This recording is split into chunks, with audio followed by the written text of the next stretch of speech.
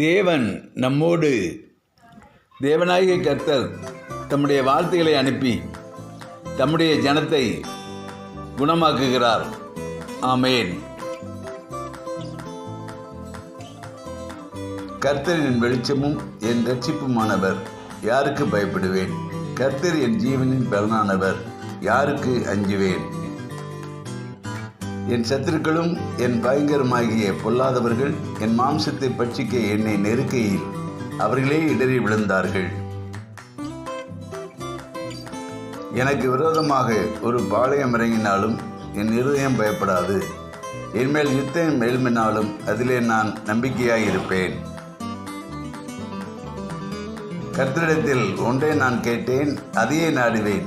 நான் கர்த்தருடைய மகிமையை பார்க்கும்படியாகவும் அவருடைய ஆலயத்தில் ஆராய்ச்சி செய்யும்படியாகவும் நான் என் ஜீவனுள்ள நாளெல்லாம் கர்த்தருடைய ஆலயத்தில் தங்கியிருப்பதையே நாடுவேன். தீங்கு நாளில் அவர் என்னை தம்முடைய கூடாரத்தில் மறைத்து என்னை தம்முடைய கூடார மறைவிலே ஒளித்து வைத்து என்னை கண்மலையின் மேல் உயர்த்துவார். ஆமேன். ஆமேன்.